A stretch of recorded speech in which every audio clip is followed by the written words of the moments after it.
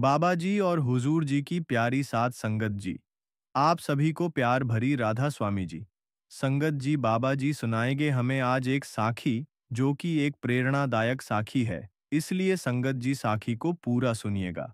बाबा जी फरमाते हैं, किसी शहर के रेलवे स्टेशन पर एक भिखारी रहता था। वह वहां आने जाने वाली रेलगाड़ियों में बैठे यात्रियों से भीख मांगकर अपना पेट भरता था। एक दिन जब वह भीख मांग रहा था तो सूट बूट पहने एक लंबा सा व्यक्ति उसे दिखा। उसने सोचा कि यह व्यक्ति बहुत अमीर लगता है, इससे भीख मांगने पर यह मुझे जरूर अच्छे पैसे देगा।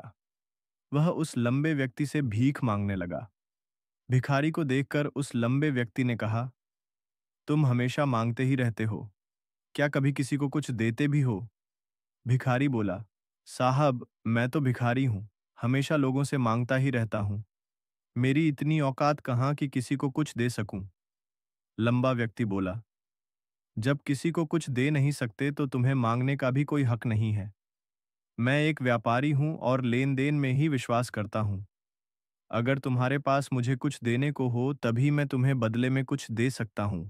इतना कहने के बाद वह लंबा आदमी ट्रेन में बैठकर चला गया। इधर भिखारी उसकी कही गई बात के बारे में सोचने लगा। उस लंबे व्यक्ति के द्वारा कही गई बात उस भिखारी के दिल में उतर गई। वह सोचने लगा कि शायद मुझे भीख में अधिक पैसा इसीलिए नहीं मिलता क्योंकि मैं उसके बदले में किसी को कुछ दे नहीं पाता हूँ। लेकिन मैं तो भिखारी हूँ, किसी को कुछ देने लायक भी नहीं हूँ। लेकिन कब तक मैं लोगों को बिना कुछ दिए केवल मांगता ही रहूंगा?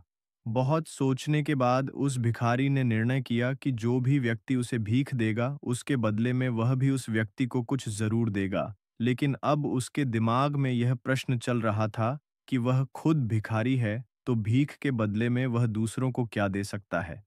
इस बात को सोचते हुए 2 दिन हो गए, लेकिन उसे अपने प्रश्न का कोई उत्तर नहीं मिला था। तीसरे दिन जब वह स्टेशन के पास बैठा हुआ था, तभी उसकी नज़र कुछ फूलों पर पड़ी, जो स्टेशन के आसपास के पौधों पर खिल रहे थे।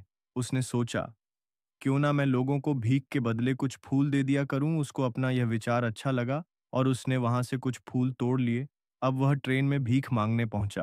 अब जब भी कोई उसे भीख देता तो उसके बदले में वह भीख देने वाले को कुछ फूल दे देता। उन फूलों को लोग खुश होकर अपने पास रख लेते थे।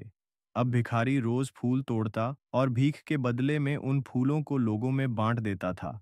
कुछ ही दिनों में उसने महसूस किया कि अब उसे बहुत अधिक लोग भीख देने लगे हैं। वह स्टेशन के पास के सभी फूलों को तोड़ लाता था। जब तक उसके पास फूल रहते थे, तब तक उसे बहुत से लोग भीख देते थे। लेकिन जब फूल बांटते बांटते खत्म हो जाते तो उसे भीख भी नहीं मिलती थी। अब रोज ऐसा ही चलता रहा। एक दिन जब वह भीख मांग रहा था तो उसने देखा कि वही लंबा व्यक्ति ट्रेन में बैठा है, जिसकी वजह से उसे भीख के बदले फूल देने की प्रेरणा मिली थी। वह तुरंत उस व्यक्ति के पास पहुंच गया और भीख मांगते हुए बोला, आज मेरे पास आपको देने के लिए कुछ फूल है, आप मुझे भीख दीजिए, तो बदले में मैं आपको कुछ फूल दूंगा। उस लंबे व्यक्ति ने उसे भीख के रूप में कुछ पैसे दे दिए और भिखारी ने कुछ फूल उसे दे दिए। उस लंबे व्यक्ति को बात बहुत पसंद आई। वह बोला, वाह, क्या बात है, आज तुम भी मेरी तरह एक व्यापारी बन गए हो। इतना कहकर फूल लेकर वह लंबा व्यक्ति अपने स्टेशन पर उतर गया। लेकिन उस लंबे व्यक्ति द्वारा कही गई बात एक बार फिर से उस भिखारी के दिल में उतर गई। वह बार बार उस लंबे व्यक्ति के द्वारा कही गई बात के बारे में सोचने लगा और बहुत खुश होने लगा। उसकी आंखें अब चमकने लगी। उसे लगने लगा कि अब उसके हाथ सफलता की वह चाबी लग गई है, जिसके द्वारा वह अपने जीवन को बदल सकता है। वह तुरंत ट्रेन से नीचे उतरा और उत्साहित होकर बहुत तेज आवाज में ऊपर आसमान की तरफ देखकर बोला, मैं भिखारी नहीं हूँ, मैं तो एक व्यापारी हूँ, मैं भी अमीर बन सकता हूँ।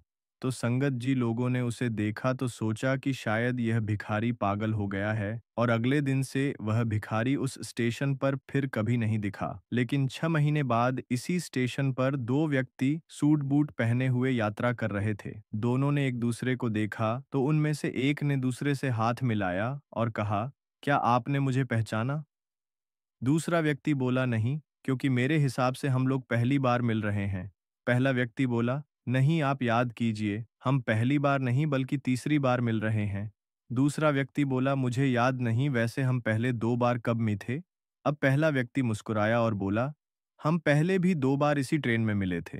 मैं वही भिखारी हूँ जिसको आपने पहली मुलाकात में बताया कि मुझे जीवन में क्या करना चाहिए। और दूसरी मुलाकात में बताया कि मैं वास्तव में कौन हूँ। दूसरा व्यक्ति मुस्कुराया और अचंभित होते हुए बोला, ओ याद आया, तुम वही भिखारी हो जिसे मैंने एक बार भीख देने से मना कर दिया था और दूसरी बार मैंने तुमसे कुछ फूल खरीदे थे। लेकिन आज तुम यह सूट बूट में कहाँ जा रहे हो और आजकल क्या कर रहे हो? तब पहला व्यक्ति बोला, हाँ, मैं वही भिखारी हूँ, लेकिन आज मैं फूलों का एक बहुत बड़ा व्यापारी हूँ और इसी व्यापार के काम से ही दूसरे शहर जा रहा हूँ। कुछ देर रुकने के बाद वह फिर बोला, आपने मुझे पहली मुलाकात में प्रकृति का वह नियम बताया था जिसके अनुसार हमें तभी कुछ मिलता है जब हम कुछ देते हैं। लेन देन का यह नियम वास्तव में काम करता है। मैंने यह बहुत अच्छी तरह महसूस किया है, लेकिन मैं खुद को हमेशा भिखारी ही समझता रहा। इससे ऊपर उठकर मैंने कभी सोचा ही नहीं। और जब आपसे मेरी दूसरी मुलाकात हुई तब आपने मुझे बताया कि मैं एक व्यापारी बन चुका हूँ। अब मैं समझ चुका था कि मैं वास्तव में एक भिखारी नहीं बल्कि व्यापारी बन चुका हूँ। मैंने समझ लिया था कि लोग मुझे इतनी भीख क्यों दे रहे हैं, क्योंकि वह मुझे भीख नहीं दे रहे थे बल्कि उन फूलों का मूल्य चुका रहे थे। सभी लोग मेरे फूल खरीद रहे थे क्योंकि इससे सस्ते फूल उन्हें कहाँ मिलते। मैं लोगों की नज़रों में एक छोटा व्यापारी था, लेकिन मैं अपनी नज़रों में एक भिखारी ही था। आपके बताने पर मुझे समझ आ गया कि मैं एक छोटा व्यापारी हूँ। मैंने ट्रेन में फूल बांटने से जो पैसे इकट्ठे किए थे, उनसे बहुत से फूल खरीदे और फूलों का व्यापारी बन गया। यहाँ के लोगों को फूल बहुत पसंद है और उनकी इसी पसंद ने मुझे आज फूलों का बहुत बड़ा व्यापारी बना दिया। दोनों व्यापारी अब खुश थे और स्टेशन आने पर साथ उतरे और अपने अपने व्यापार की बात करते हुए आगे बढ़ गए। तो संगत जी, इस साखी में हमें बताया गया है कि हमें कोई भी कार्य पूरे विश्वास और आत्मनिर्भर होकर करना चाहिए, चाहे वह छोटा कार्य हो या बड़ा हो।